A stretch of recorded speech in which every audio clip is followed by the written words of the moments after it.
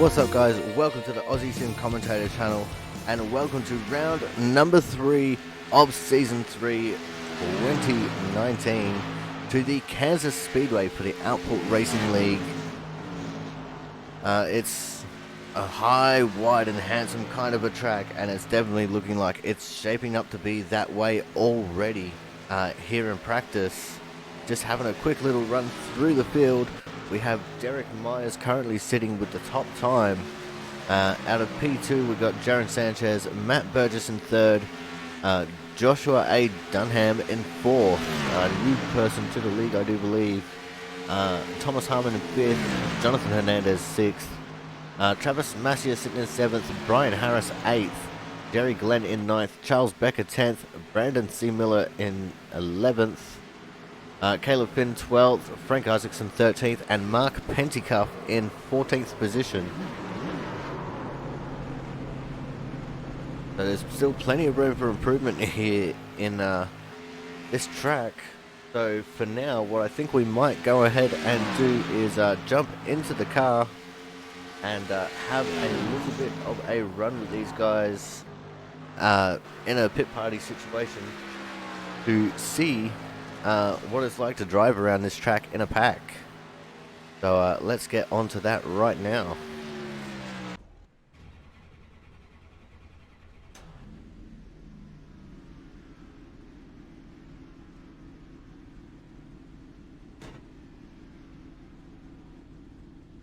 Just got to wait for everyone to come into the pits so we can get this thing going.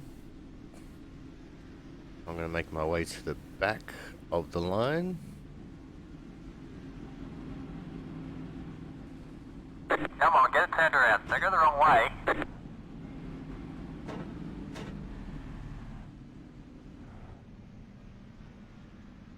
Come on, get it turned around. They go the wrong way.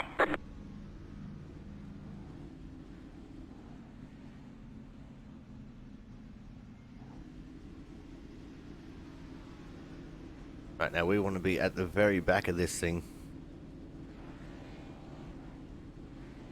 You see there's someone starting to do a burnout.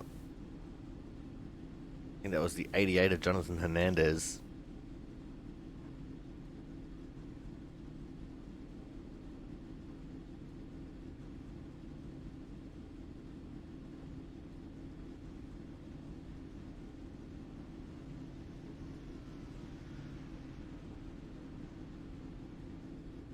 Party.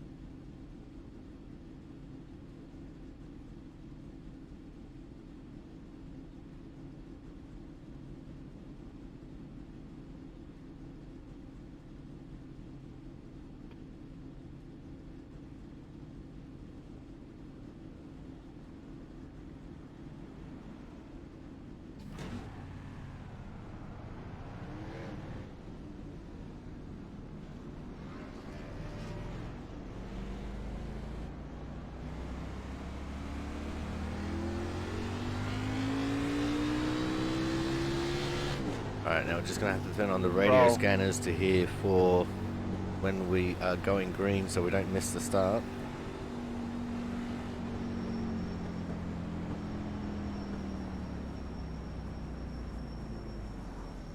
Car inside. Clear inside. Car inside. All clear. Car inside. Still on the left. Clear inside. Car inside. Clear inside.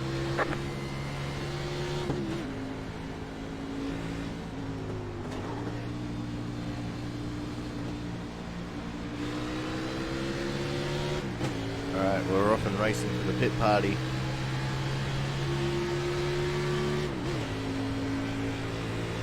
Got Frank Isaacson right here in front of us.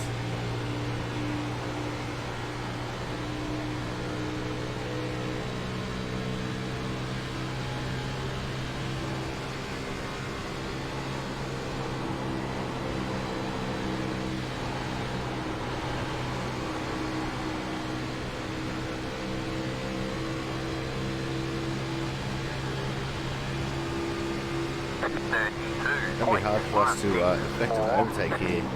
Kansas on a track well known for overtaking car outs. Still on the right. It is, however, known for the high line coming in and it becoming a bit of a slide job kind of a track. Clear outside.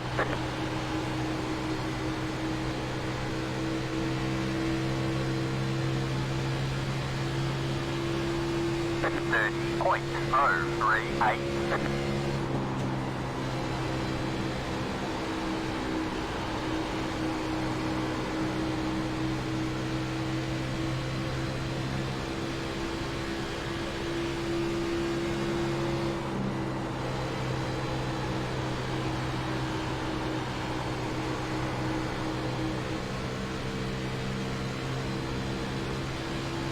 Yeah, it looks like we're definitely not going to be able to advance from here. Also a track that I don't have too terribly much experience with myself, so for me to try and make moves is definitely not going to be easy.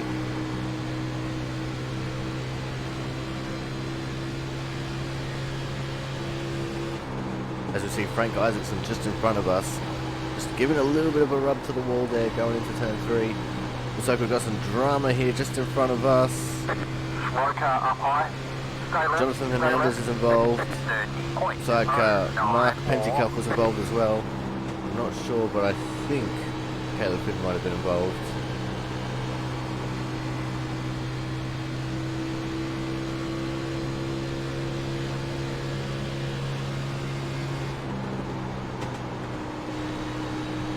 But we're still stuck here behind Frank.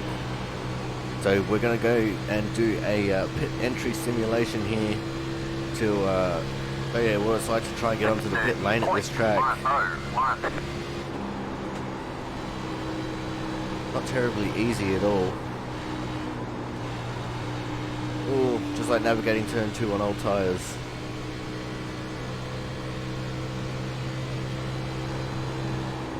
You do have to start braking very early around about the Toyota or the Coca-Cola banners there in turn 3 and 4. Pit party. And there he is, right onto pit lane, nicely there. A lot of people will try and push that limit, Start looking for and your side. some will succeed, some will not. And I'm not one who's daring to push the limit.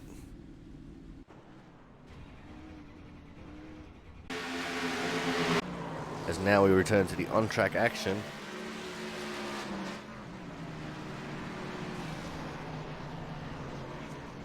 The 98 there, Jerry Glenn, going for a spin onto the infield. That's not too terribly good for him at all. Looks like everyone's getting ready to set up for another pit party here.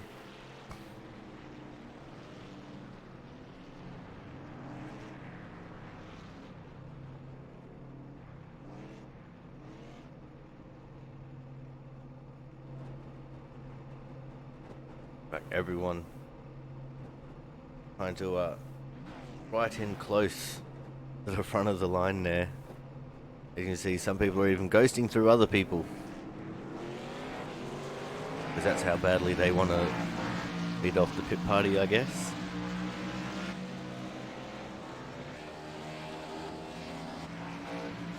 So we currently got the combination of Jaron Sanchez and Jonathan Hernandez leading the field away.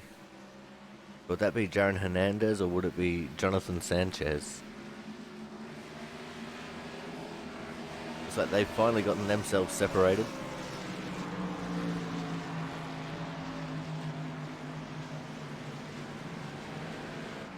Jonathan giving Jaron a little bit of a hurry up there, but Jonathan's going to be starting on the inside, which means he's going to have control of when the pit party starts.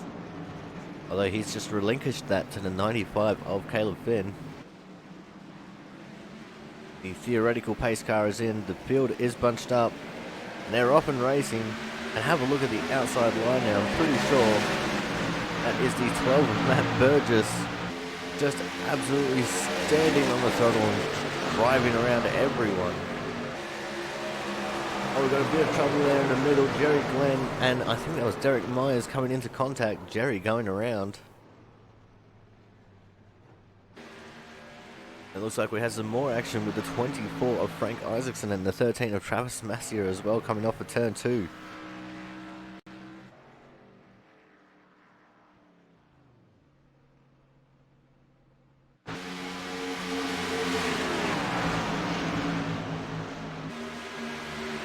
Now we can see on the screen right now the new guy to the league, Joshua A.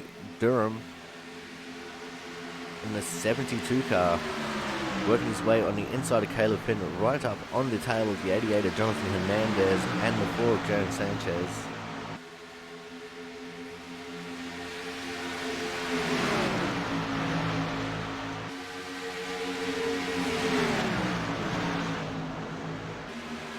And right up in front of them is indeed the 12 of Matt Burgess, who got an excellent start to the pit party. I think he might have jumped it just a little bit, but that's okay, we won't hold that against him. Also guys, my apologies if you can hear me coughing a fair bit. It does seem like I'm starting to get a little bit of a cold here at the tail end of winter. As we see now the 95 of Caleb Finn making it into the pit lane after having a little bit of a half spin. Going back now to the 72 of Josh Durham. We're going to stick with him for a little bit here and have a look at his stats down in the bottom left corner. To see he's a Division 1 A-Class driver, 3,084 I rating with an A-Class 2.49 safety. Currently positioned in P5 with a 29.422. So not bad for him at all.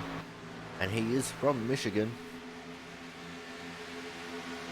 As you can see, the 24 of Frank Isaacson currently working on his inside.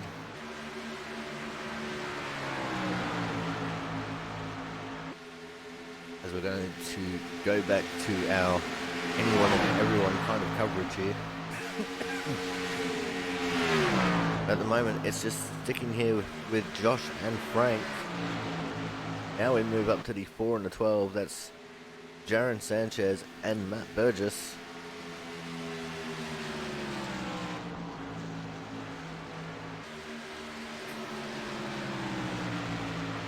I got a notification that I've got to quickly scrub off of my Discord or else it's going to destroy me to buggery.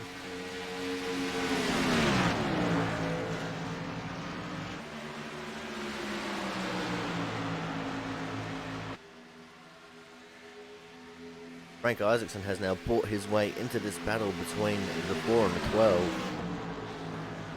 Currently focused on the 12 of Matt Burgess as he punts the back of Jaron Sanchez and sends him around. Just about to go and have a look at the stats on Matt Burgess there when he went and punted Jaron. Oh, that's not good for either of them. Good thing it's only practice. Hopefully they don't carry that over into the race.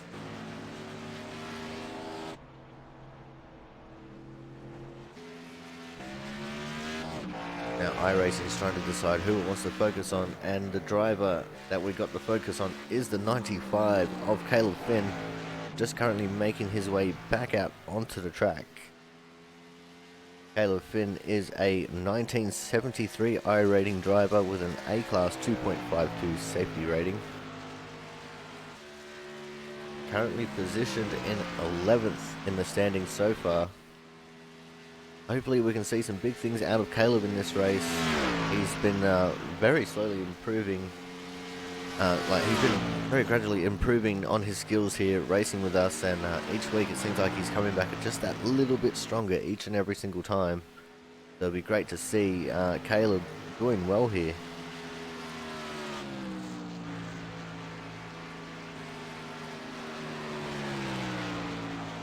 Now we're going to go back to focus on anyone and everyone. Let's see who we can come up with.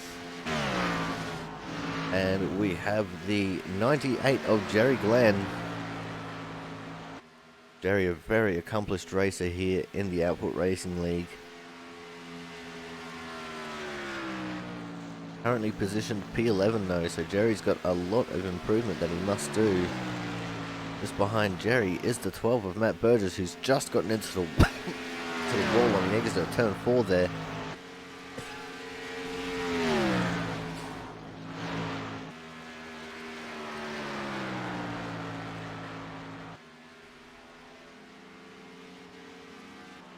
As we see Jerry now putting himself into that inside wall in no uncertain circumstances. It's absolutely drilled it. Now we go back to focusing on the 12 of Matt Burgess as he's looking at making a pit entry. Looks like he's got that nailed pretty alright. Now we have the 7 of Brian Harris. Looks like he's got a little bit of sponsorship on that car this time. Now we can see the 13 of Travis Massier making his way to the pit lane. Have a look at Travis's stats while he's rolling up to his pit box. He's an A-Class 3.46 safety rating, 2010 I rating driver. And he is currently in P11. Jerry Glenn has moved up to P6 and Travis Massier now P10. His quick lap of the session so far is at 29.523. And Travis is also Canadian, according to his club on iRacing anyway. So it's good to see Travis coming out and having some fun here with us. Gonna go back to focusing on who's on track. There's Thomas Harmon in the 38. Not had the best of runs here this season just yet. Hoping to improve on that though. As now we can see Charles Becker, and just behind him the 88 of Jonathan Hernandez.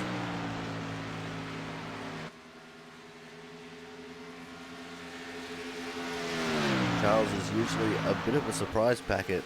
We never know when he's going to properly show up. It looks like at the moment he's down in the field quite a bit.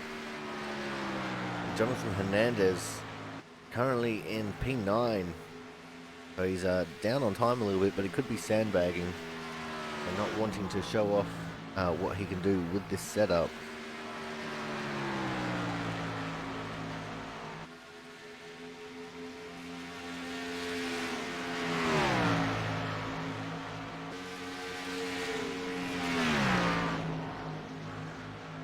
Jonathan's fast time at the moment is a 29.509, and as I alluded to earlier, only good enough currently for P9.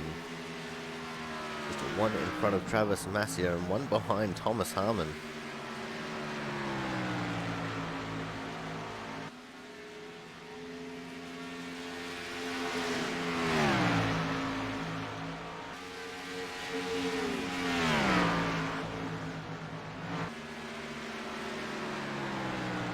Looks like it's only a couple of laps that you can actually run the bottom for with the way that these cars are set up. And after those first couple of laps, you gotta start running the mid to high line, which is definitely going to make things very interesting come race time. Interesting to see who will be able to pull off the right moves at the right time, and if we do get a long green flag run, and how many slide jobs are we going to see.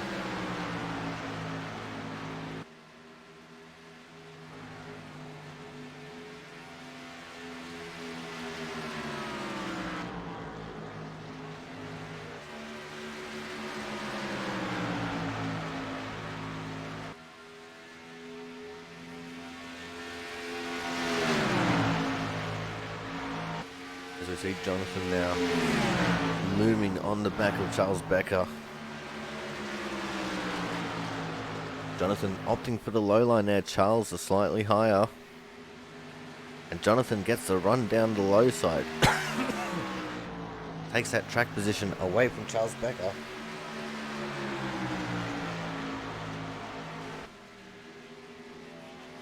Oh no, then Jonathan went and hit the wall coming off of turn 4. That has gone wrong for both drivers. Charles, with nowhere to go, just runs straight into the side of Jonathan Hernandez. We've got just 6 minutes left in practice here. These guys will be wanting to start thinking about maybe doing some mock qualifying runs to try and improve their times, not only here in the practice session, but also maybe look at trying to improve their times when it comes time for qualifying.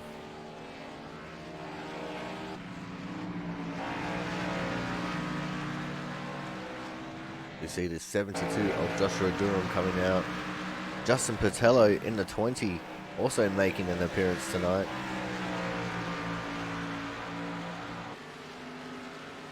Justin, one of our highest I-rating drivers in the field. In fact, at the moment, having a look over who has put down a lap, he is our highest I-rating driver. The second highest is actually the 57 of Tommy Bordeaux. So let's have a quick little look at Justin's stats here. See, he's a 5,016 I-rating driver with an A-Class 2.32. Currently sitting in P7 in the standings with a 29.458.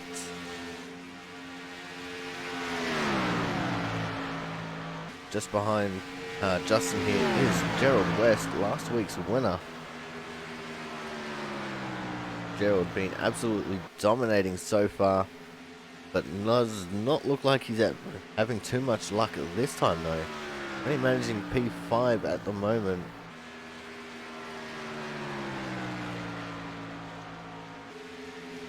As I go to find the right one to press for Gerald West, there he is.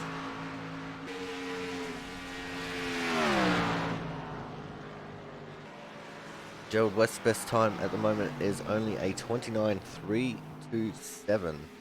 As Justin Patello goes to the top with a 29.115. Holy bejeebus. That is quick.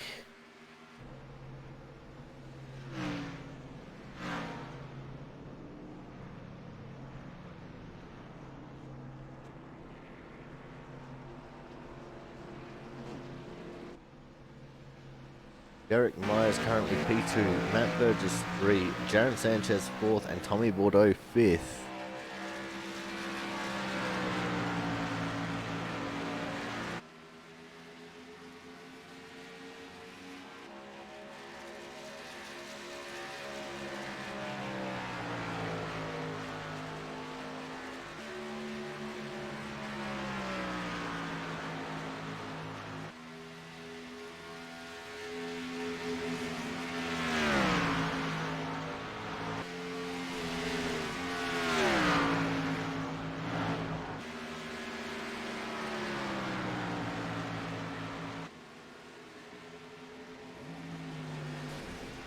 Only 2 minutes 40 left in the practice here.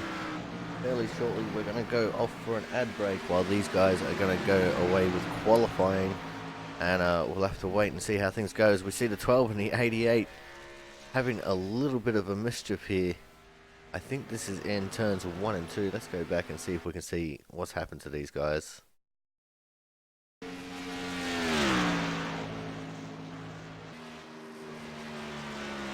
And Matt Burgess has just hit the wall coming off turn 2.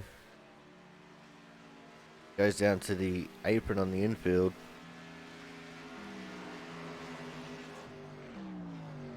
And it looks like he's going to start practicing his celebratory donuts. That's exactly what's happened. Where's the 88? He's hit the wall coming off turn 2 as well.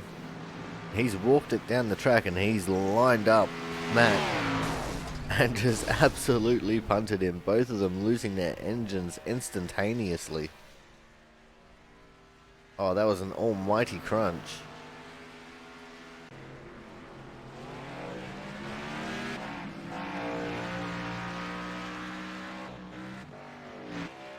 Now we see Jonathan Hernandez making his way back out onto the track now.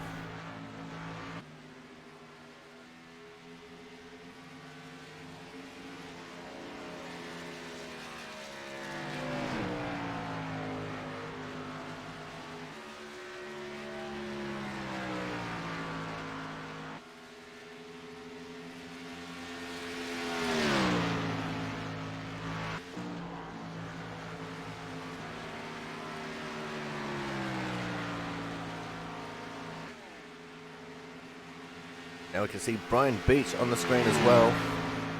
Right at the death of practice here, coming out onto the track.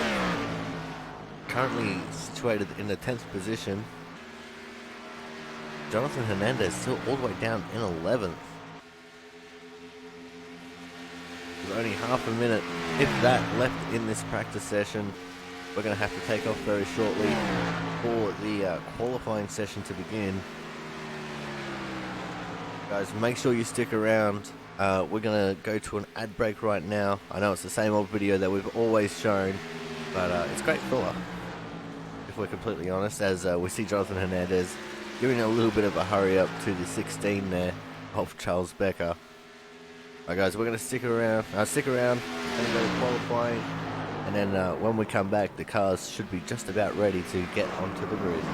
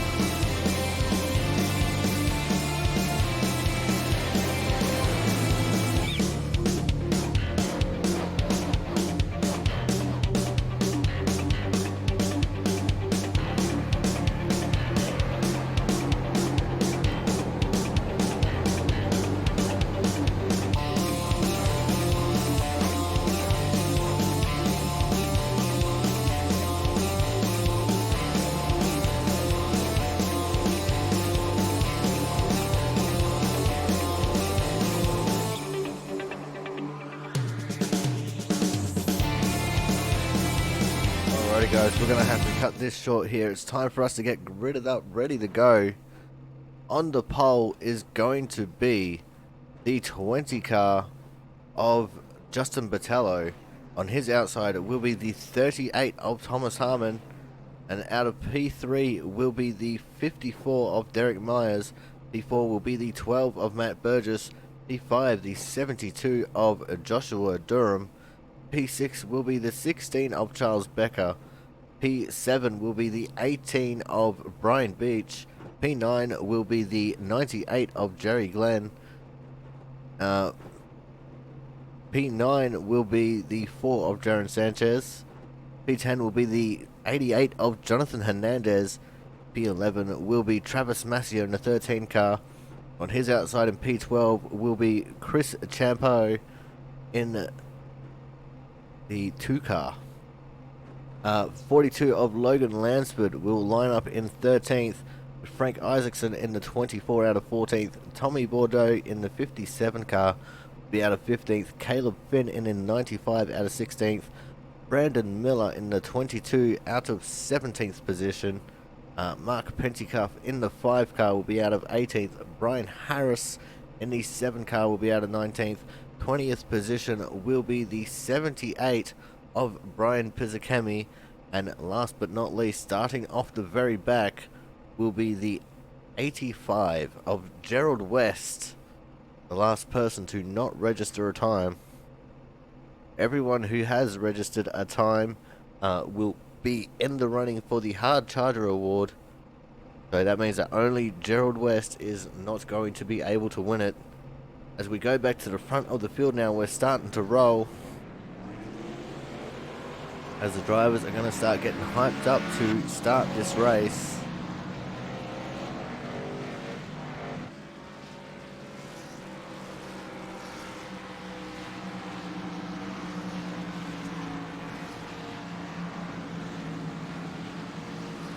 The hearts are starting to thump and the adrenaline is starting to pump.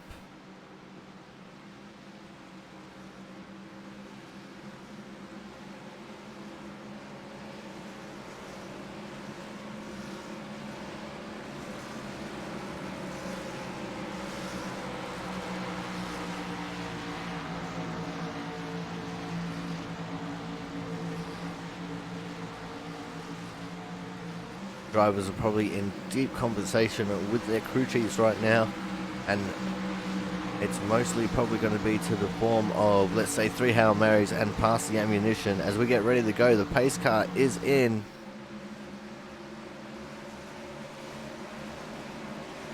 And we are off and racing here for round number 3, season 3 2019 of the Output Racing League from the Kansas Speedway. And we're already just about 3 wide for the lead. Justin Botello currently still holding on to the top spot over Thomas Harmon. Thomas Harmon is going to be under attack from the 54 of Derek Myers. Looks like Derek is just going to slot in behind. Behind Derek Myers is going to be the 72 of Josh Durham. It looks like Jerry Glenn in the 98 car starting to make some moves on the inside of Joshua there. Mostly everyone going up high fairly early here. It looks like a lot of people are still running that low line, getting the speed while the tyres are still fresh, which is a very smart decision. It looks like the 3 leading cars have gone up high. Jerry Glenn still working on the inside of Joshua Durham at the moment. Brian Beach and Matt Burgess there looking like they're having a little bit of a battle here just behind as well. This is the battle for 6th position. Matt Burgess swapping from the outside to the inside now as he's trying to get a run on Brian Beach going into turn 1. Just behind them is the 4 of Jaron Sanchez, who almost wanted to look like he was going to make it 3 wide but thought better of it and slotted in behind Matt Burgess. Matt with the big inside run there, taking that position away from Brian Beach, but it looks like Brian fighting back on the outside with the momentum, holding onto position at the moment. It looked like he was also right up just about against that wall going into turn 3. And it looks like this is where the high line is going to start winning out over the low line as Brian Beach holds onto that 6th position there. Matt Burgess almost slipping into the clutches of Jaron Sanchez back into P8.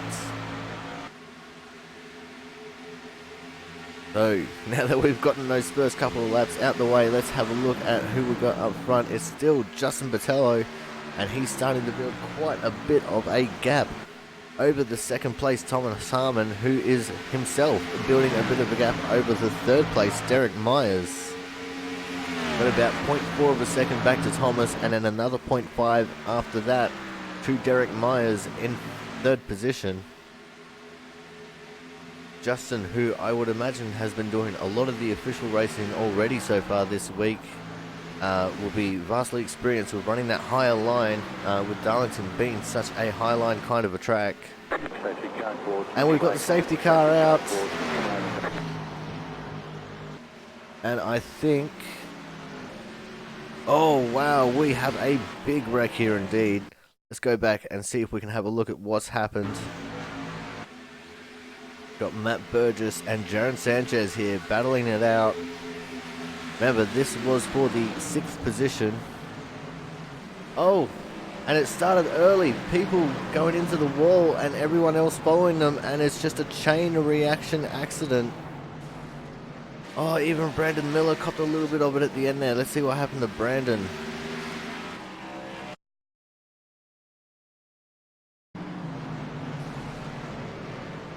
Oh, Brandon just copped a little bit in the side from, I think that's 95 Caleb Finn when Caleb got ran into the side of.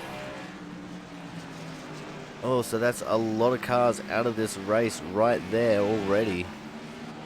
Let's see if we can see where all this actually started. Let's go and have a look for the 72 because he was right up there. And yep, that's where it all started, the 72. The newcomer to the league, Joshua Durham. He got into the wall, and then the 98 of Jerry Glenn got into the wall, and that just caused a chain reaction to occur.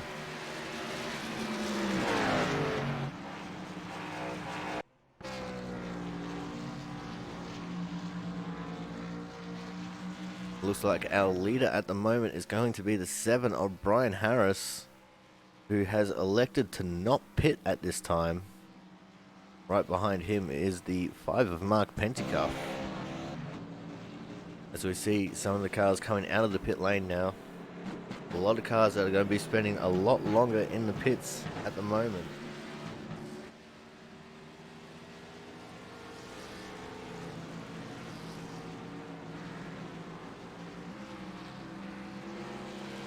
So let's see if we can bring someone up into the booth here for a quick conversation.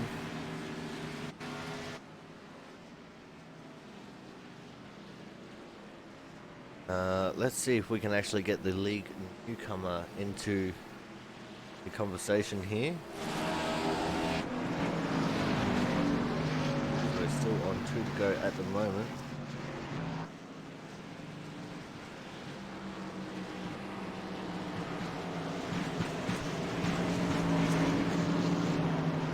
Hey Josh, this is Corey up in the booth. Do you have a copy? Yeah, I have a copy. Alright man, we went back through the replays and it looked like a big chain reaction that started with you running into the fence there, man. What happened? Yeah, that's exactly what happened. I just dove it in a little too hard, I guess, and scraped the wall. I don't know why I did that. I'm tired. This is my first race here, and it's already after midnight for me. Not that that's an excuse, but that might be some of it for me, I guess. Oh, well, that is unfortunate, man. Hopefully you can bounce back from this and either get a good result tonight or look for some better results in the future, mate. Yeah, I hope so. I feel bad that I collected so many guys, but we're all running that high line right now. It just kind of punches everybody up like that. All right, mate. Well, anyone you'd like to thank while we got you up here in the booth real quick? Nah, not right now. I'm not real happy with myself with what I did. All right, no worries, mate. Good luck for the rest of the race. Thank you, man. Appreciate it. There we go, guys. League rookie Joshua Durham. Unfortunately, the cause and effect of that big incident, as we're now down to 1 to go before we go back to green. Hopefully we can have a clean rest of the race and If my eyes are not deceiving me, it looks like Justin Botello is a lap down. That does not make a lot of sense at all.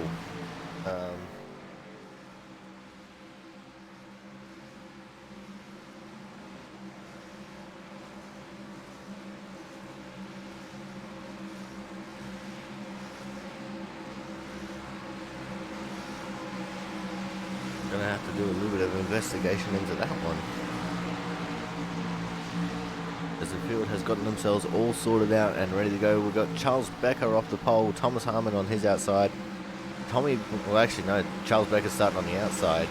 Tommy Bordeaux in 3, Frank Isaacson 4, Chris Champeau is going to be 5th, Brian Beach out of P6, Jonathan Hernandez 7, Logan Lansford 8, Jerry Glenn 9, and Joshua Durham making his restart out of P10. And we are off and racing again. Charles Becker with a big jump on the rest of the field. Looks like Thomas Harmon trying to slot himself into the second position there with Frank Isaacson on his outside. Looks like Thomas is going to do that quite easily with his old sparring partner Tommy Bordeaux making a return to the Output Racing League this season. But in the background now, we saw the 24 of Frank Isaacson just running into the wall ever so slightly. He's caused a bit of trouble. He's been tapped by the 88 of Jonathan Hernandez. Mark Penticup is caught up in that as well. It looks like Jonathan's gone on to have his own crash at the front. Oh no, I think I saw Josh Durham involved in that one as well. Have a look back here at what's transpired for Jonathan. We saw what happened with Frank when the crash was happening.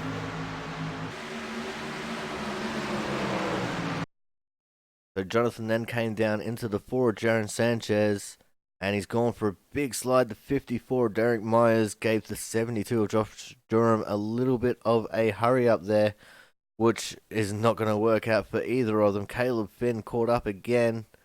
Derek Myers on the binders to try and miss Caleb. Oh, Josh Durham right up into that exit wall of turn 4. And it looks like, he's just missed Justin Botello. Justin just managed to get away with that one. So another big group of cars taken out in a very quick accident there. We're going to see if we can get onto the call with Frank Isaacson to have a listen to what happened.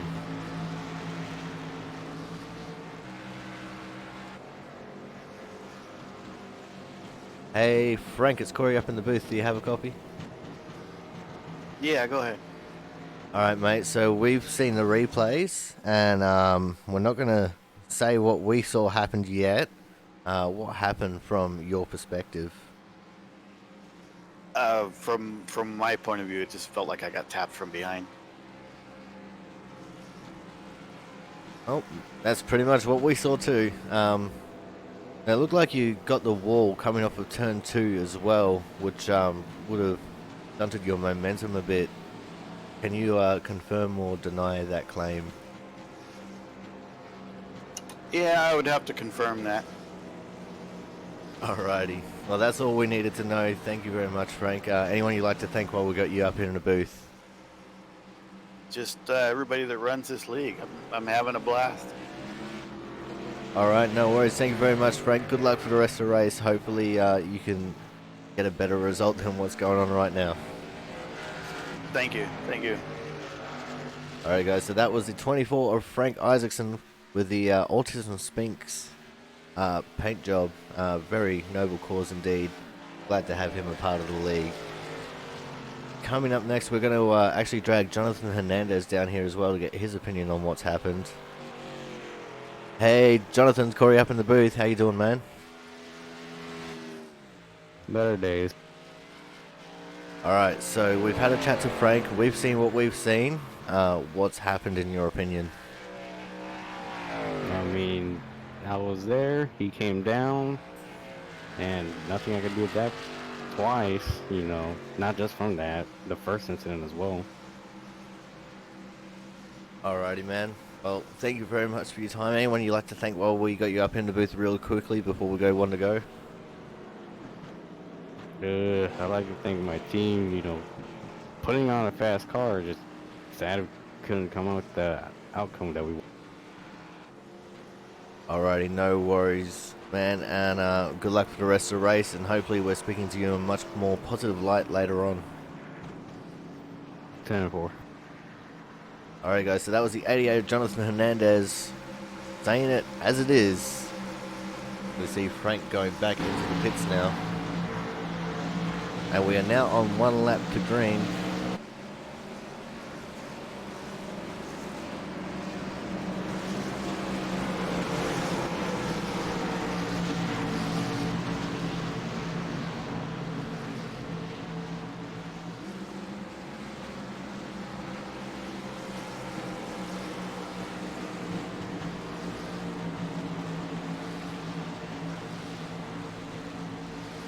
Alright, so our order at the moment is still the 16 of Charles Becker choosing to start on the outside again. Tommy Bordeaux in P2, Chris Champeau in 3, Brian Beach out of 4, Thomas Harmon out of 5, Jerry Glenn out of P6. Then we're going to have Jaron Sanchez out of 7, Logan Lansford out of 8, Derek Myers out of 9, and Travis Massia out of P10 to restart this race. Tommy Bordeaux currently looking like he's going to be the hard charger of the race, starting from 15th and working his way up to P2. But we'll just have to wait and see at the moment, as everyone's going to try and reset for this restart. The pace car is in.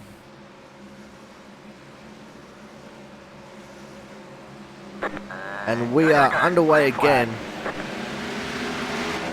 Charles Becker with another amazing start. It looks like he's also got a little bit of damage on his left rear there. I'm not sure what's quite happened to him, but someone has definitely run into him at some point in time.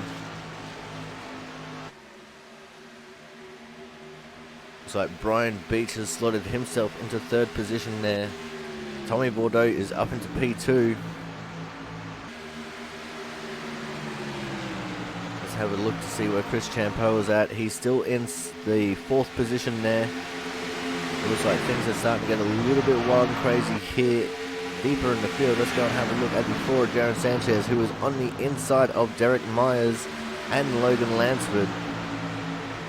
Logan with heavy rear end damage there. Looks like during one of the cautions someone didn't quite stop in time and has gone square up his butt crack.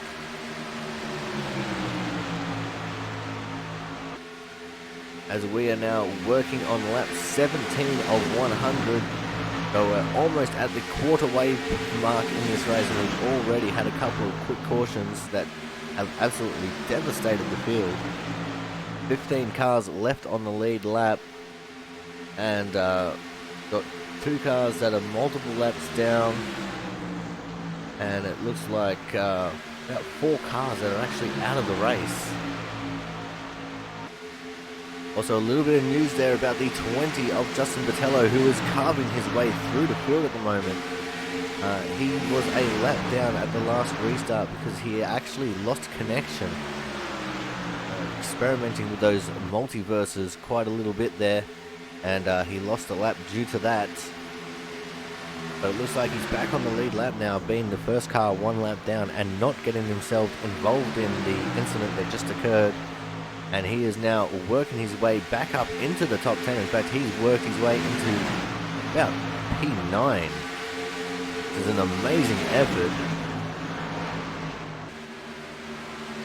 As we're going to go back to have a look at how the leaders are getting on at the moment. Looks like Charles Becker is being stalked and hunted by the 57 of Tommy Bordeaux. Tommy, our season 1 and 2 champion here in the Output Racing League, currently trying to look for a way around Charles Becker in the 16. Charles is a bit of a surprise holding onto the position as well as he is. As we see Tommy Bordeaux looking like he's just scraped the wall a little bit there coming out of turn 2.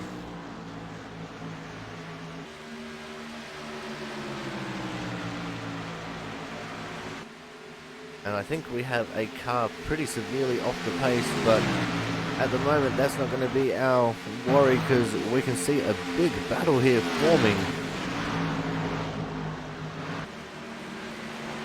Logan Lansford there on the outside. We've got 98 of Jerry Glenn on the outside.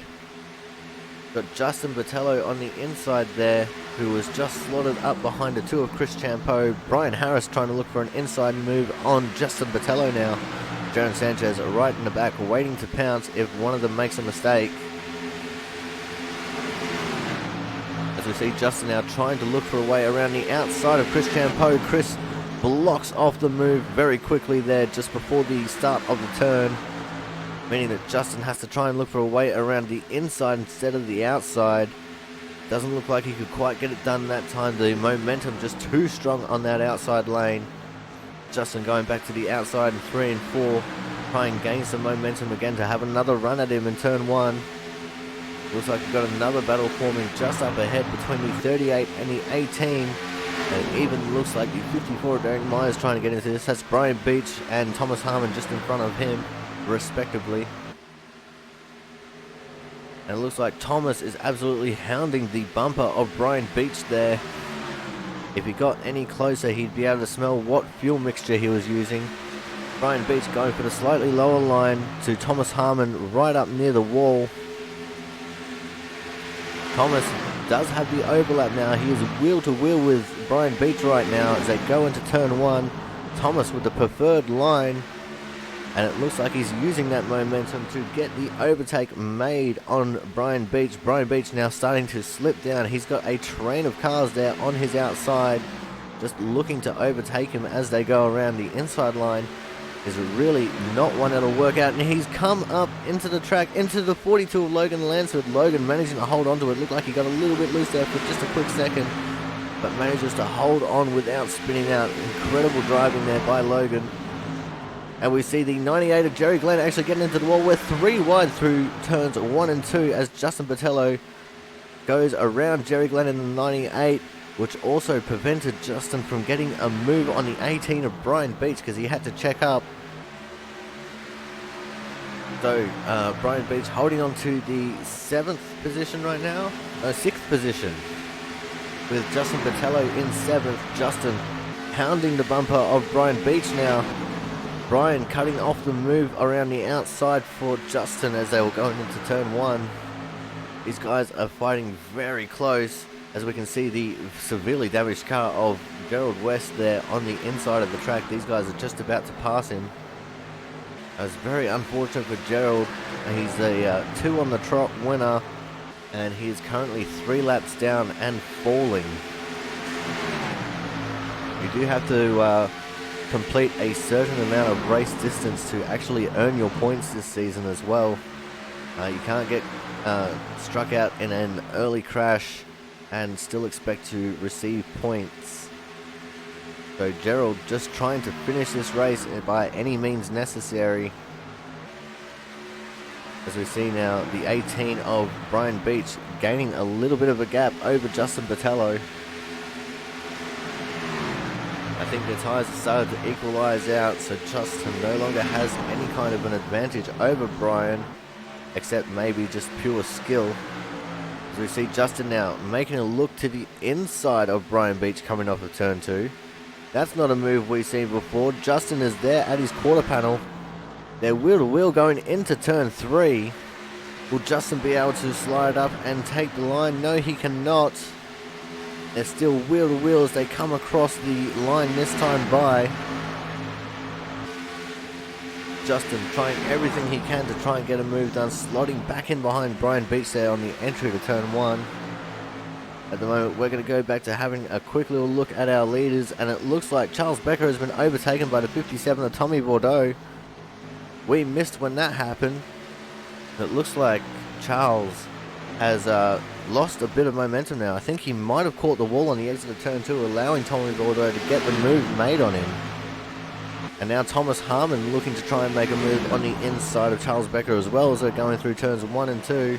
See the 95 of Caleb Finn trying to make his way back out onto the track. 16 of Charles Becker holding on to that 2nd position. Derek Myers now fancies his chances on a move on Thomas Harmon. And Derek, with the slide job, gets the move made. Thomas, looking to get the switchback on the exit of turn 4. He's up on the inside of Derek now. Can Thomas do the same move that Derek just pulled on him?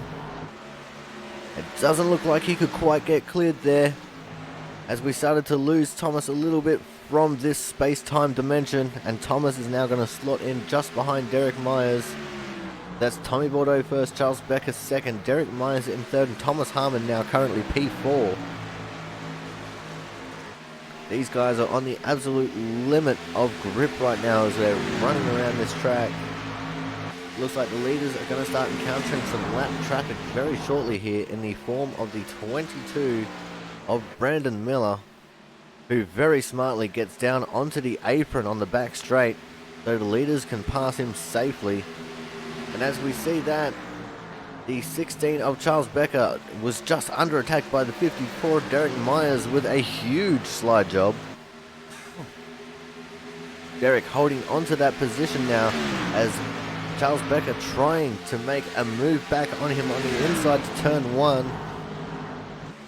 Derek not allowing that to happen, holding enough momentum on the entry to turn one there to stay at the side of Charles Becker.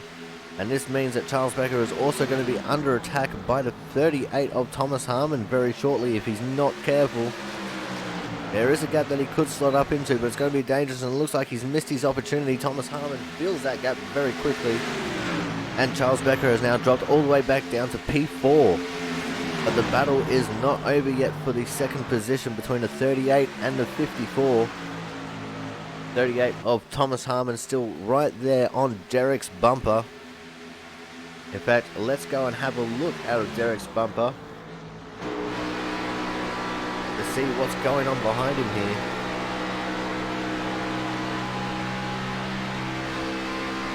Very cool little camera angles. We saw a blue car in the background there, just about getting onto the grass a little bit. I think that might have been the 20 of Justin Vitello. Though it wasn't a blue car at all, it was purple. These guys are absolutely fighting tooth and nail right now, trying to get whatever advantage they can over each other. Very hard to pass track, especially on a long green flag run like this. These guys have been green for about 23-24 laps at the moment. But the tyres are definitely going to start feeling it, as we see a move being made in the background there. I think that's Charles Becker dropping back behind Logan Lansford and Justin Vitello. So that's Charles Becker down into P6. Justin Vitello up into 5. Logan Lansford up into 4th. We'll go back to our external camera view here. So we're actually going to go and have a look out the front of Jerry Glenn's car. Jerry caught up in one of those accidents earlier on, as we see a strucken car on the inside. That's Travis Massio, who's just blown his engine as we came on board to the Jerry Glenn car here. Jerry's trying to catch up to the 16 and Charles Becker and try and take that 6th position away from him.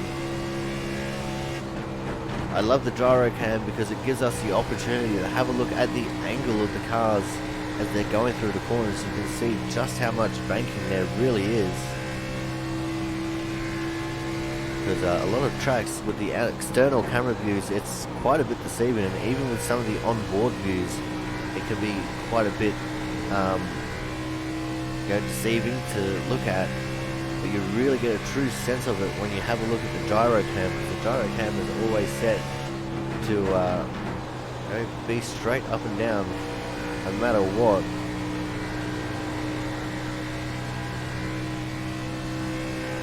You see Derek now trying to look for a way around the 16 and Charles Becker here. It doesn't look like he's going to have much of an opportunity.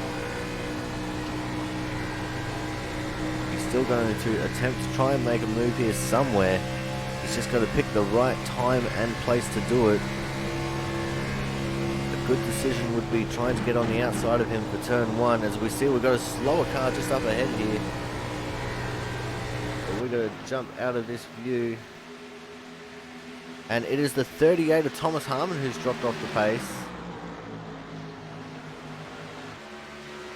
I'm not sure what's happened to Thomas there, but he has fallen back into the clutches of Logan Lansford and Justin Botello. As we see the leader has just encountered some more lap traffic. That's Tommy Bordeaux up in the lead, and it looks like the lap car of Gerald West starting to fall back through the field again. He won the first two rounds of this season so far, and we got to speak to him last week, and he was very elated at this situation and very happy the way that things were going for him. But unfortunately, things not going his way this time. Looks like we actually had the 18 of Brian Beach making his way into the pit road. So we could start seeing some green flag pit stops happening here very shortly.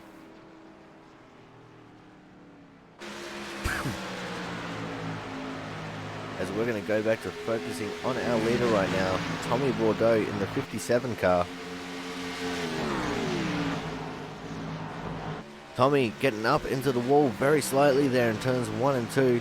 Still managing to hold on to the gap over Derek Myers.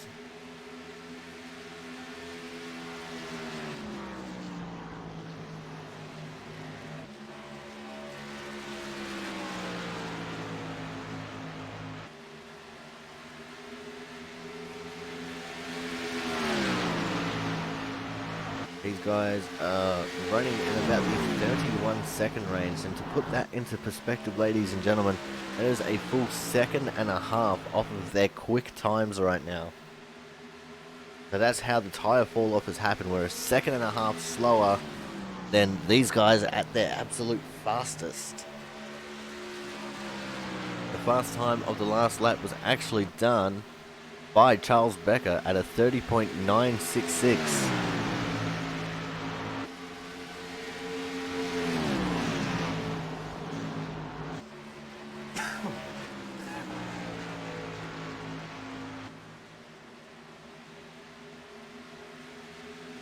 Tommy Bordeaux is just outpacing Derek Myers a little bit here, a 31.001 to a 31.056.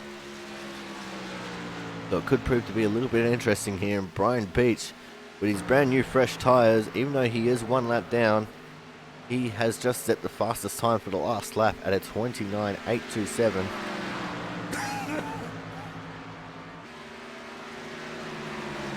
So we'll probably see him starting to make his way through the field very shortly, as we see Justin Botello now also making his way to the pits.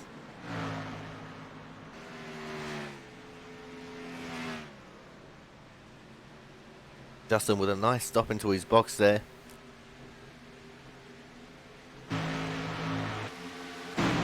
We're going back to looking at our leaders, wondering when they're going to make their stops now.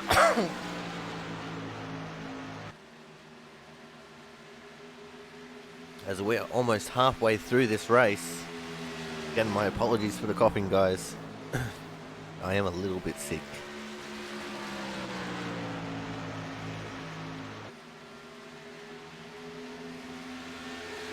It looks like none of the leaders coming in this time.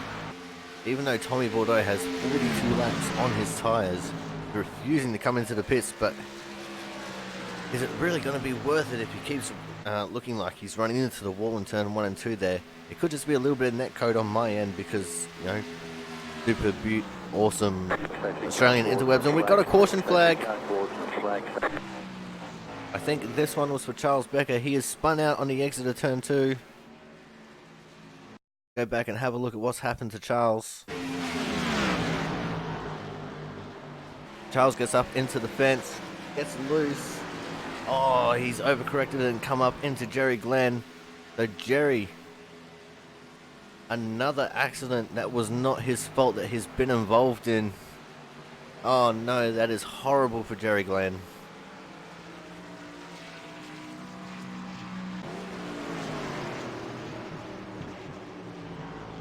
So we're going to wait until everyone's come in to at least do one pit stop. And we're going to have a see about maybe having a chat with either Jerry or Charles. Looks like Charles has got himself turned around and fired back up. But he's at the tail end of the line at the moment.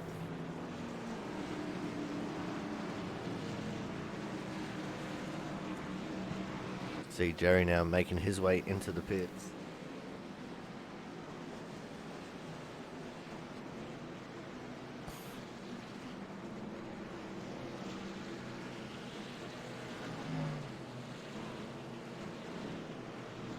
Like Logan Lansford might have stayed out onto the track there.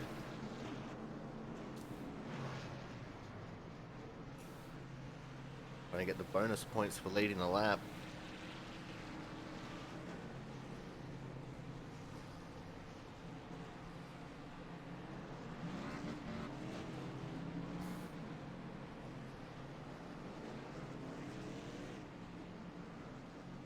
We're going to see if we can grab a quick chat here with Jerry Glenn right now.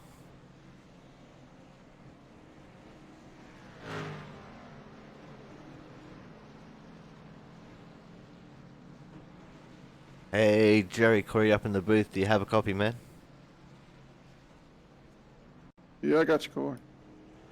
Man, you have been in so many of our replays so far tonight already, and none of them your own fault. Is it bad luck, or have you run over a black cat, or have you kicked a Asian man or something? Man, there's got to be a black cat on the track or something. I'm not sure. I'm just trying to bide my time. And it looked like you were having a pretty good run there for a good few laps too. You know, you were right there or thereabouts for pretty much that entire run. How bad's the damage to your car, mate? So we can see you starting to come out off the pit road again. Yeah, I couldn't get the car cranked in time there to get back out before the pace car come around. But yeah, I had about a minute, 10 seconds worth of damage. So I think I still got my power. So we'll see. Arrow's not huge here, but you know, it definitely helps. Alright, man. Well, while we got you up in the booth, anyone you'd like to thank really quick here? You guys for broadcasting this here, Jaron for putting on the league, Primetime Motorsports. Alrighty, thank you very much, Jerry. Hopefully, you can have some more luck for the rest of this race, mate. Well, hopefully it's the other kind of luck this time. Yeah, definitely. Alright, mate. Have a good race and catch you later. I appreciate it. Alright, guys. So that was the 98 of Jerry Glenn there, and we're going to also see if we can get the 16 of Charles Becker up in here. Hey, Charles, Corey up in the booth. Do you have a copy, man? Yes, sir. Got me back. Yeah, I got you back. Bit of an unfortunate accident there, just getting up into the wall and getting loose and being collected there by Jerry. How hard is it to try and navigate these cars on the old tires, man? Hey. It's actually kind of fun to run the long run. The car actually freed up a little bit, which was kind of fun. That wall, I was just playing with it a little too much. Regret it, feel bad for Jerry. Of course, he didn't deserve any of that, but I'm not going to say a naughty word this time because I learned last week you don't do that. Alright, well, thank you very much, man. Really quickly, anyone you'd like to thank before we send you back into the pool of people? Anybody who makes beer, you're good people. And Jaron, he's a good guy. Alright, thank you very much, Charles. Catch you later. Hopefully you can have some better luck for the rest of the race. Here's amigo. Thank you.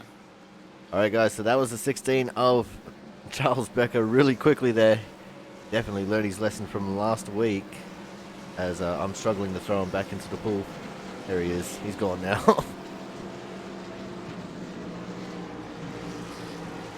So we're going to go back to the wider view and have a look at who we're leading with.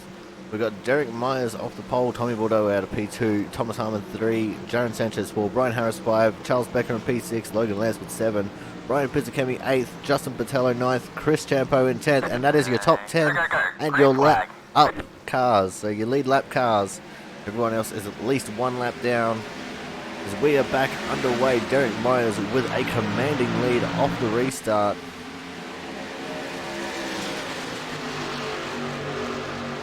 And with everyone having fresh tyres, they're going to start running low. We see Justin Patello right up there in the 4th position, just getting that position away from Jaron Sanchez. Justin is on the move right now, even going up on the inside of Thomas Harmon into 3 and 4. Can he get the move stuck? Looks like just not at the moment. He's going to try and do a big dive into turn 1 and 2 here, maybe. No, he's going straight back up to the high line in 1 and 2 to just go in behind Thomas Harmon there.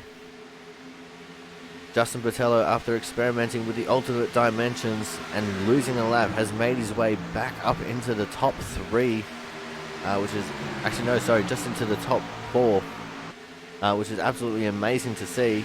Looks like we've got a little bit of a battle forming up just behind these guys a little bit here. The 42 of Logan Lansford and the 7 of Brian Harris currently battling it out for the 7th and 8th positions.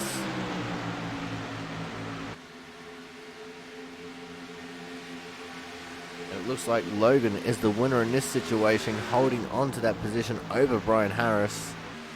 Just behind these guys are a couple of the lap cars such as Brian Beach and Caleb Finn. As we're going to go back to having a look at how our leader is getting on here. Derek Myers in the 54 car. Tommy Bordeaux right on his tail. Thomas Harmon following him. As we are going to go to the chopper cam now. Have a better look at the situation from up high.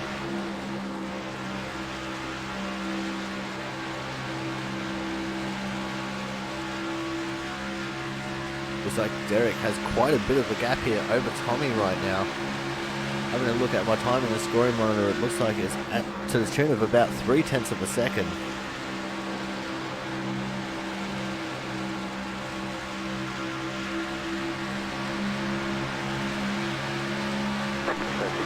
And we have another safety car on the track. I'm not sure what's happened here. We're going to have to try and figure this one out.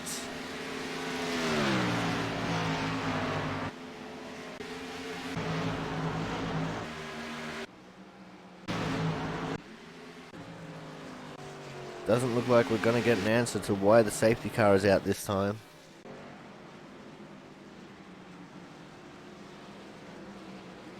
But I have a sneaking suspicion that it might have involved the 5 of Mark Pentecoff.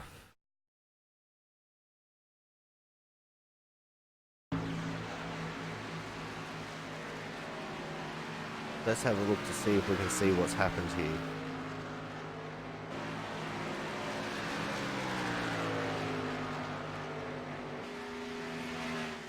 We've got Gerald West on the inside there. We've got Mark up high. Oh, and there's a blown motor for Mark, so Mark might not have been involved in that at all.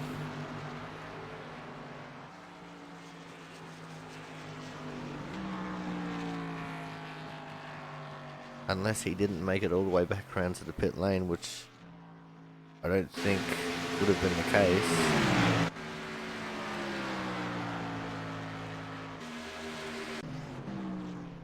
It looks like the leaders are all now making their way into the pits again.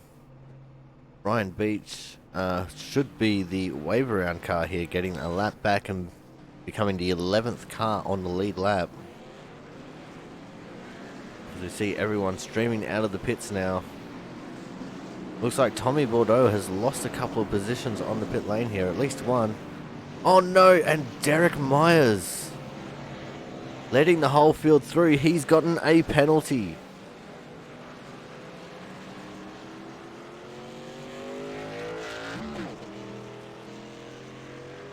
Derek Myers must have been speeding in the pits or something, getting a penalty. And he has to go to the tail end of the longest line when we get to the restart.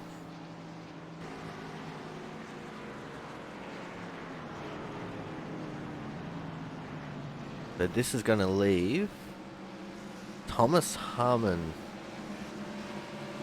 or Justin Botello possibly in the lead of this race. Justin only taking 2 tyres on that stop. Will indeed be the leader of the race.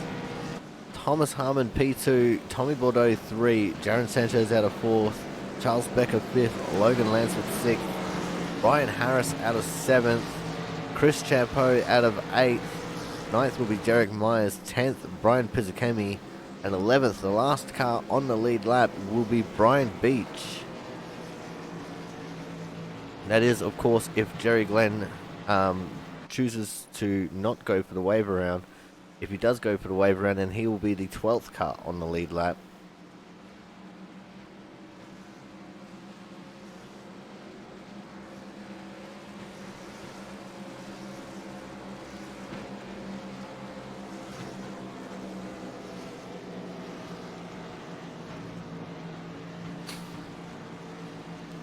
And it looks like Jerry indeed might go for the wave around there. Looks like also the 12 of Matt Burgess going for a wave around.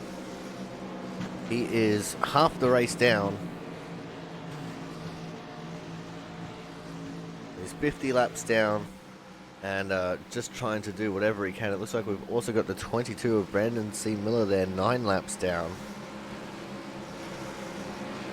As I'm pretty sure we're going to be on 1 to go right now, which yes indeed we are. Wave rounds are going to go around the track. Justin Botello on the inside for the restart here. Alright. That one's definitely different. I was expecting Justin to go for the high line here.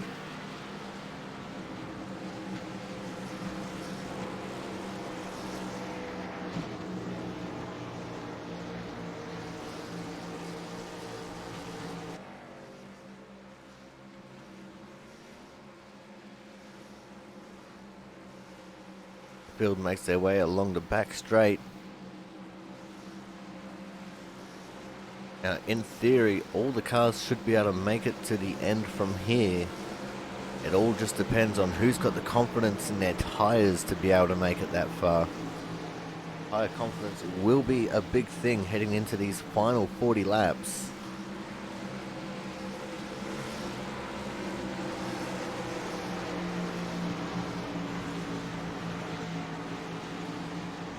Pace car peels off. And we are back underway. Justin Botello gaining a big lead right now, coming across the start-finish line. Absolutely commanding his way into that first position. I'm actually surprised not more people decided to go for a two-tyre strategy, as he pulls all the way down onto the apron for some reason. That's a bit of a weird maneuver there. But Justin Botello's never been known to be a straightforward kind of guy. As we can see quite a little bit of action going on back in the pack here a little bit. But the 42 of Logan Lansford on screen. Just behind him is the 16 of Charles Becker.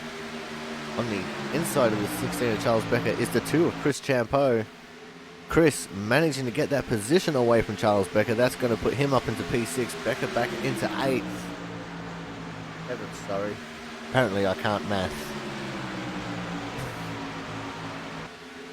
And it looks like things are fairly sorted at the moment. We've got another battle forming on the track here between the 54 and the 7. That's the 9th and 10th positions. We do indeed have 12 cars back on the lead lap here.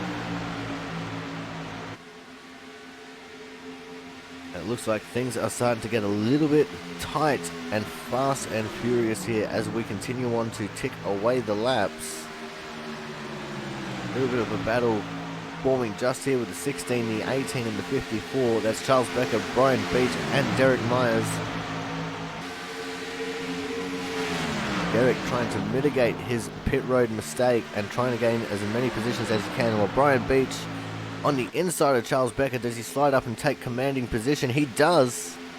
Charles Becker has now been relegated back to 8th. And possibly back to 9th here as Derek Myers goes up on the inside of him as well. Derek Myers looking very racy indeed here right now. Trying to look for a way around Brian Beach in the 18 car.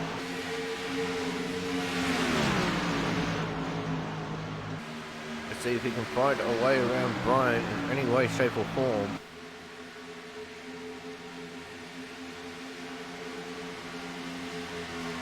Derek has so much speed right there, he was almost going to be pushing the 18 of Brian Beach through to the corner. Backed out of it just in time to not give him a little bit of a tap. But Derek definitely does have pace.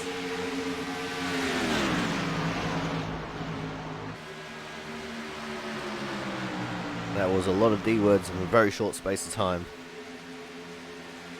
Looks like things are all starting to string out a little bit here, but we do see a little bit of a battle forming here between the 4 and the 57. Looks like that's Jaron Sanchez making the move on Tommy Bordeaux. Tommy Bordeaux's hit the wall. Everyone's going around him. Tommy Bordeaux has hit the wall on the exit of turn 4. And that is going to be very detrimental to Tommy. That's him dropping all the way back down to 9th, possibly 10th if Brian Harris can get to him. As we see the 2 of Chris Champeau also dropping down the field. He's hit the wall as well in turns 1 and 2 this time. He was in 4th as they crossed the line, and now he is all the way back in 11th. The things are just starting to get a little bit crazy here at the moment. We saw the 54 and the 18 continuing on their fight there. Derek Myers trying to see if he can get any kind of advantage as the 18 hits the wall. Derek with nowhere to go, just straight into the back of him.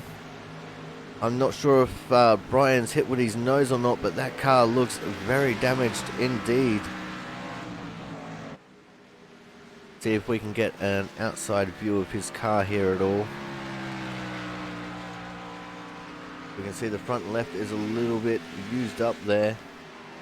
Comes across the camera position here. Oh yeah, lots of right side damage as well. And that's his engine gone as well. That is going to be the end of the race for Brian Beach in the 18 car. As you can hear, there's absolutely no noise coming out of his car right now.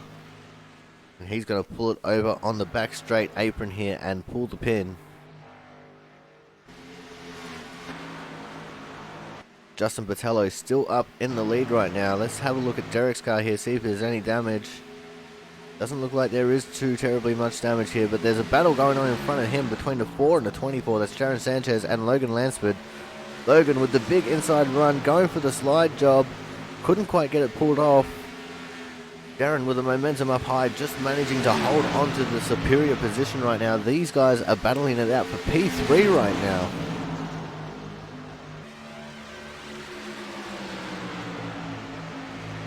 Looks like Jaron just holding on to the very slim advantage that he's got.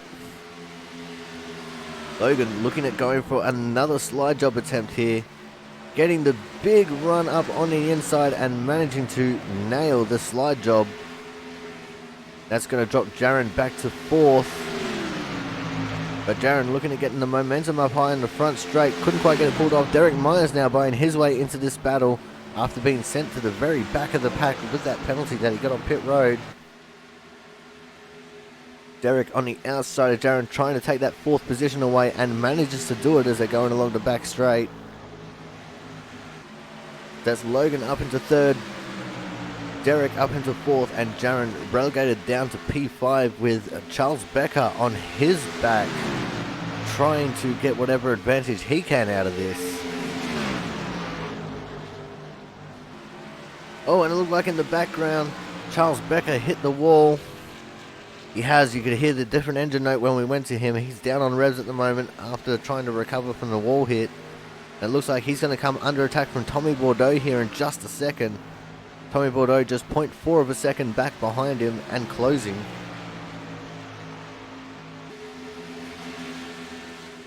This is starting to become a race of attrition right now. We started with 21 drivers when we dropped the green flag. Looks like we are now down 15 on track. Everyone else is in the pits or packing up and leaving.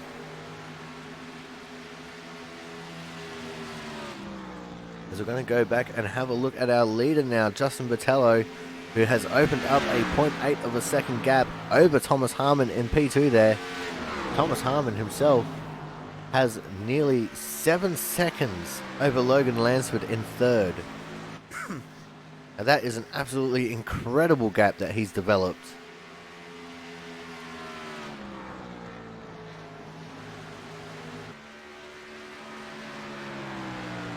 As we're going to go and have a look at Logan Lansford now, trying to fend off the hard charging Derek Myers. Things ended the way they are right now, Logan Lansford would get the hard charger award, but if Derek managed to get around him, then the hard charger, actually no. The hard charger at the moment is Brian Pizzicami. He's started in 20th and is now currently in P7.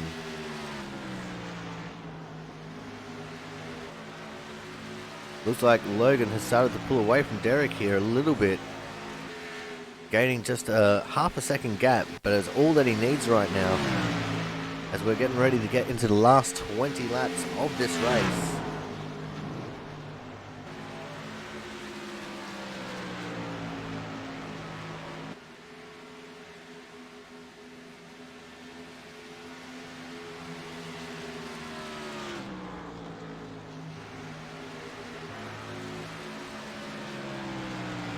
Derek Myers, one of only 2 B-class drivers that are in this field. Everyone else is at least an A-class.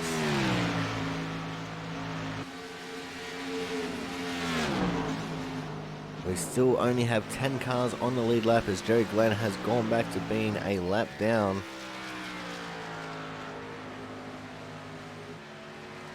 And it looks like he's actually at threat in just a couple laps time of going another lap down to Justin Botello.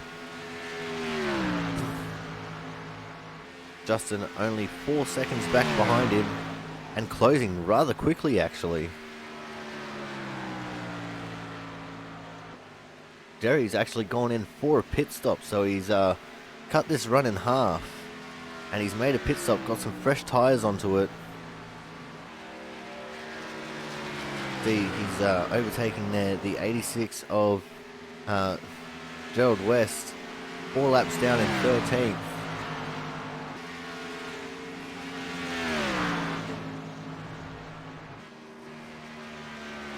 Jerry Glenn not pulling away from Justin Botello here, still losing time to our leader right now.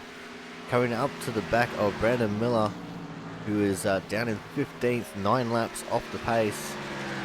By the time he hits the start-finish line, that will be 14th.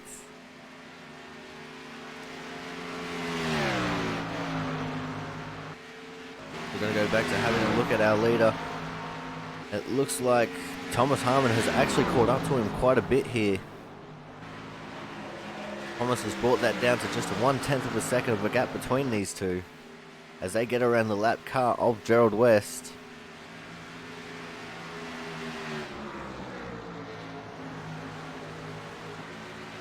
Let's see if Thomas has anything to try and get around Justin Botello. Justin, a very accomplished racer, but so is Thomas in the league racing scene.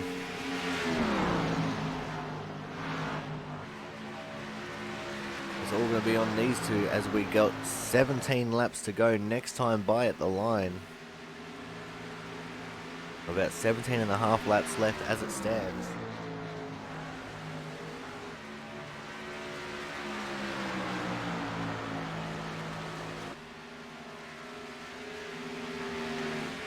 Justin going a little bit defensive there, going all the way down to the grass on the inside verge. Running the highest of high lines that he can in the corner. Thomas right there on his bumper, trying to get whatever advantage he can. As you can see, Justin trying to dive just that little bit down low to try and get a little bit of the draft off of Brandon Miller. And also trying to break the draft from himself to Thomas Harmon. Thomas running a little bit wide on that corner, which opened up the gap very slightly there, only to the tune of a couple of tenths of a second. But just 3 seconds behind these guys is Logan Lansford in the 42 car.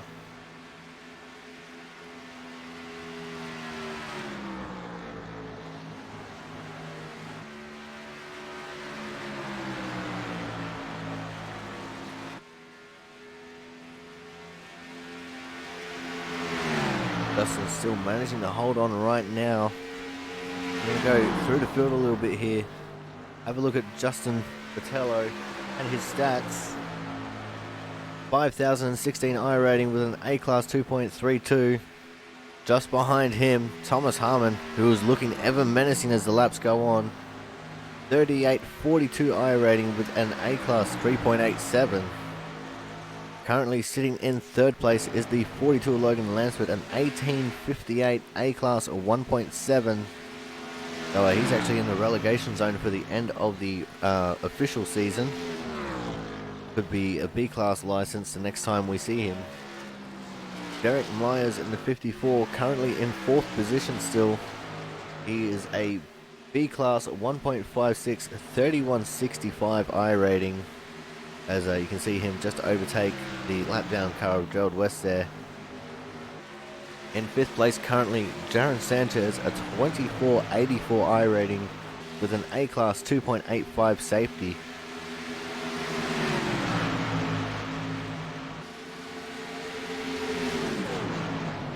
As it looks like Derek is going to be having a little bit of pressure here from Jaron Sanchez, and in fact from Charles Becker as well, who's just behind Jaron. We have just about 12 laps left in this race. Not sure if Jaron will have the legs to be able to get around Derek, especially with how fast Derek has been.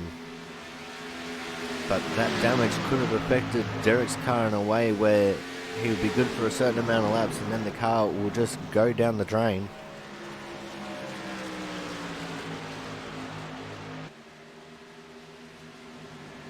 Looks like at the moment Derek's doing a good job of holding on though, because we're just about into these final 10 laps. We're going to go back to having a look at our leader, Justin Botello, still holding on to that lead just over Thomas Harmon. These guys have gapped Logan Lansford quite a bit here as well, as I think Jaron Sanchez has gotten around Derek Myers. In fact, he has. Jaron has gotten the move done, and in fact Charles Becker looking at making the move on him as well. I'm not sure what's going on with the Derek Myers car. Sounds like he might be trying to save fuel. Is he fuel compromised? He's clutching it into the corners, trying to save as much fuel as he possibly can. Doesn't think that he can make it. You can hear the car coasting into turn one there.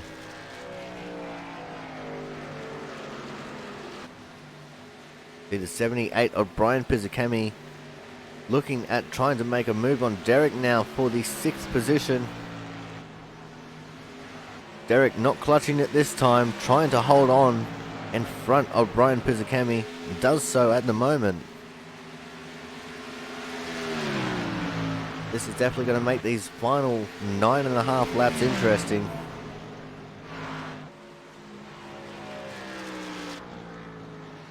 As we go back to Justin Botello now in the lead of the race. And he's got himself a half a second gap over Thomas Harmon right now as well. So Thomas just starting to fade off a little bit. That two-tire strategy by Justin has definitely paid off. Because not only did it grant him the lead in a very tough to pass track, but it looks like he's going to go on to get the win here, as we've got 7.5 laps left to go. And it sounds like these guys are starting to clutch in a little bit as well.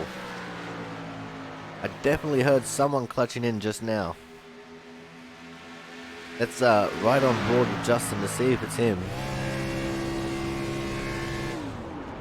It is. Justin is clutching. He thinks he's not going to make it on fuel. Jump into Thomas's car, see if he's doing the same. See what he does going into turn 3.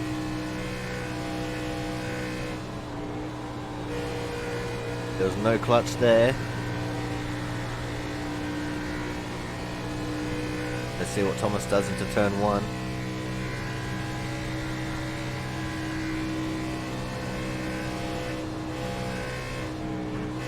There's no clutch there either. I think Thomas is just managing his throttle.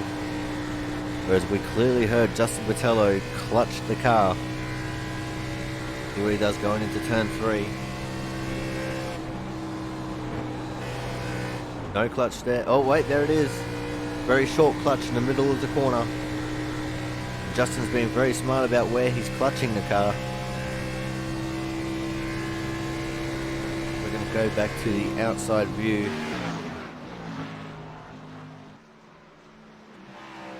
See, where Justin's clutching the car is where you want to be rolling the car, right through the center of the corner. If you've got a good center roll and you start clutching your car, then you're going to be alright. You're not going to be affecting your lap time too terribly much. But this is definitely making these last couple of laps very interesting indeed, as Logan Lansford has started to catch up to these guys. But I'm not sure if Logan is actually fuel saving or not. And I think this is also going to be very bad for league owner and operator Jaron Sanchez, who, as history shows, is terrible at saving fuel.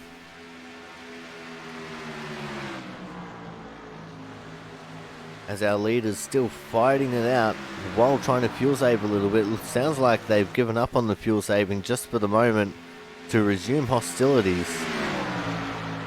As we have just 3 laps to go. Thomas Harmon trying to experiment with the ultimate dimensions, trying to gain an advantage over Justin Botello right now.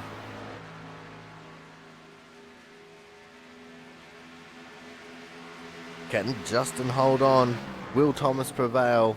Only time will tell at the moment.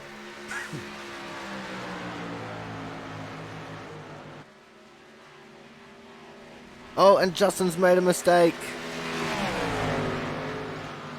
Justin, all the way down to the grass on the apron, has lost the lead of this race with 2 laps to go. I don't think he has anything to try and fight back, as he just about runs into the wall coming off the exit of turn 2. This has definitely made things very interesting now, but looks like Thomas is still in fuel saving mode. Justin got a little bit more caution to the win. Gets right up on his bumper, pulls down right down to the inside of the apron. Thomas just running that inside line there of the track.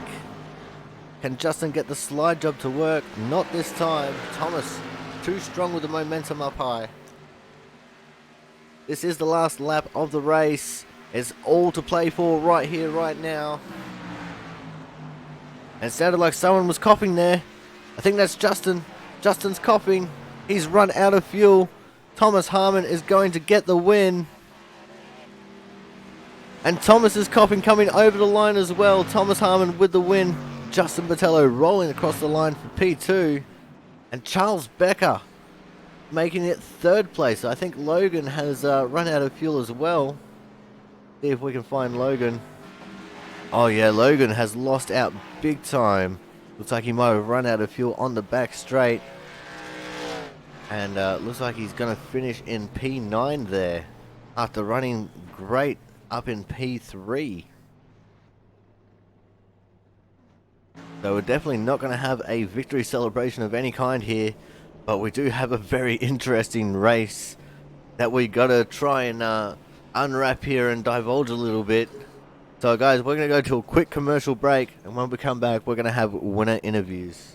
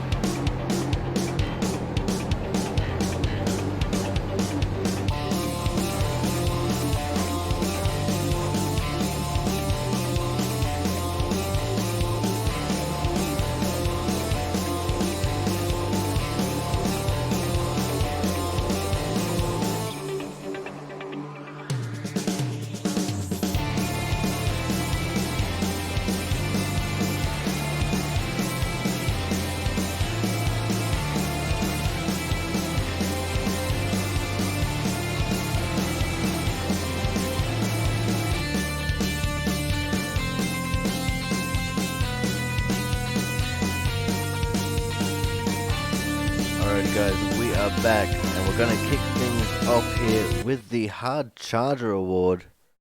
And today's Hard Charger, starting from P20 and making his way into the 4th position, which is no mean feat whatsoever. We are going to be talking to the 78 of Brian Pizzakemi. Brian, an incredible race, mate. From 20th to 4th, that's 16 position gain. At a track that's so hard to pass, how in the hell did you manage that? To be honest, I'm not entirely sure. We had some early cautions that took out several good people, and that's how I started making up some of the positions. And then it's just being consistent and not hitting the outside wall once the track became one lane.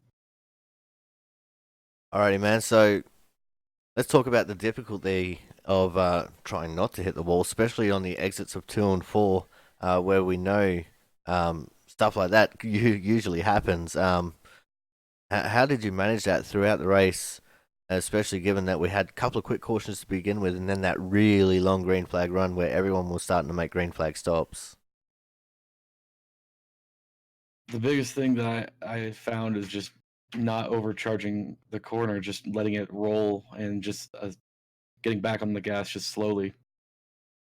It was as the run went on, the car got tighter, and it's just a matter of letting it roll a little longer and waiting for the car to settle before you pick up the throttle. Alrighty, man. Well, while we got you up here, anyone you'd like to thank for helping you out here tonight?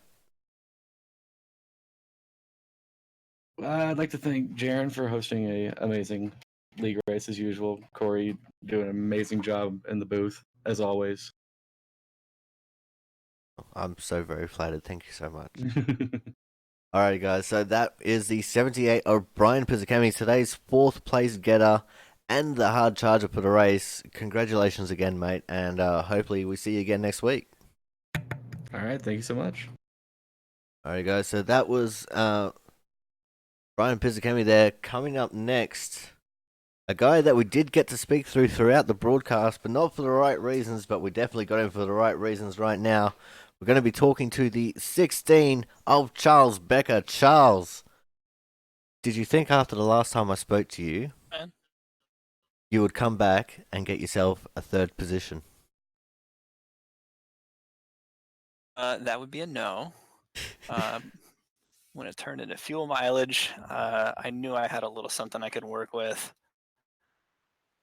I was just following Jaron for a long time there, and the way his pace was going, I thought I could definitely outpace him, and I thought I could last him longer on fuel. And that's what ended up happening was just attrition kind of got some guys, and I was able to save a little better than some of them. I'll tell you what, mate, it was definitely an exciting finish there, with it becoming a fuel mileage kind of a race. How was it for you early on, though, considering you were caught up in a couple of those accidents early on, and just the fight back that you had to go through to get yourself into this kind of a position?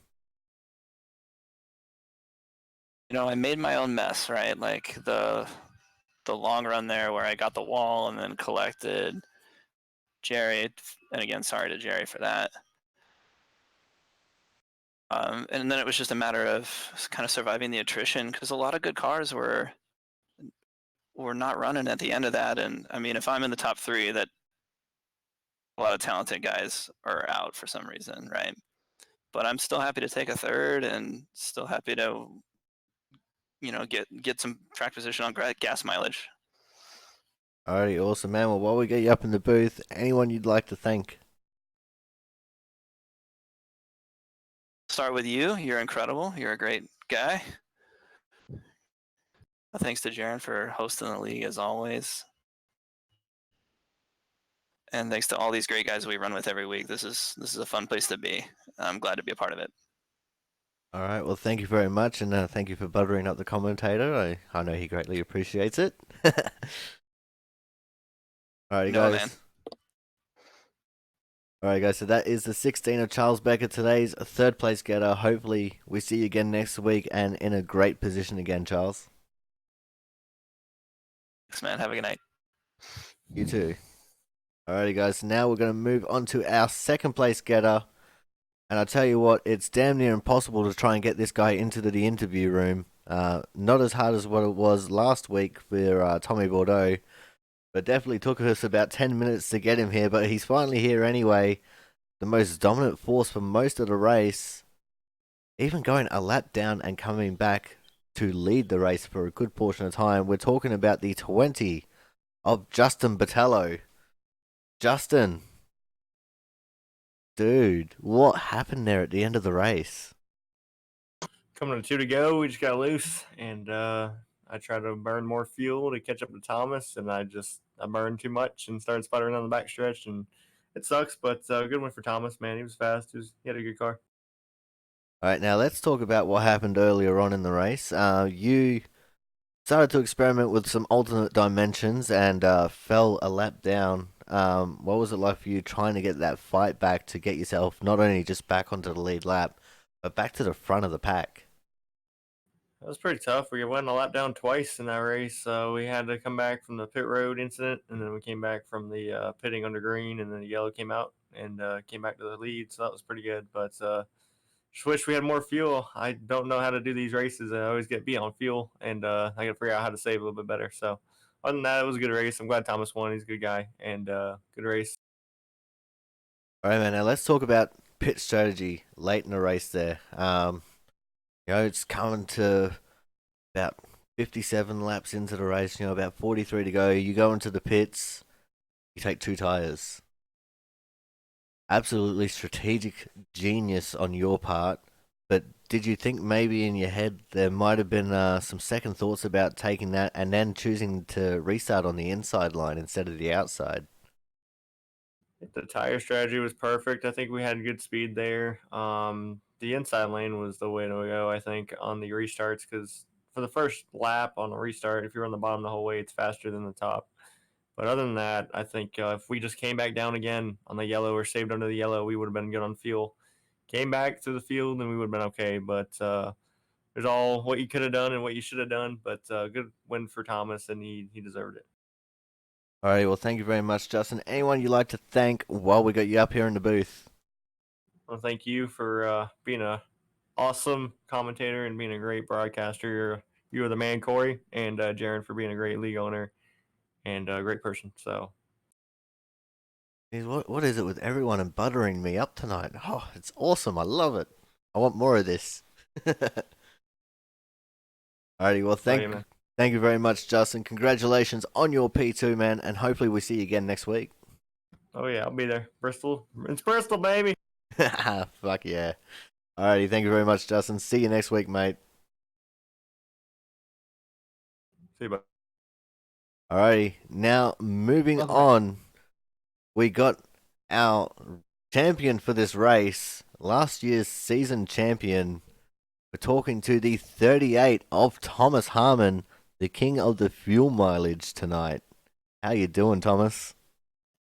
Glad that's over, because I hate fuel mileage races. Well, you certainly prevailed tonight, especially with Justin making that late mistake, trying to push hard to stay ahead of you there.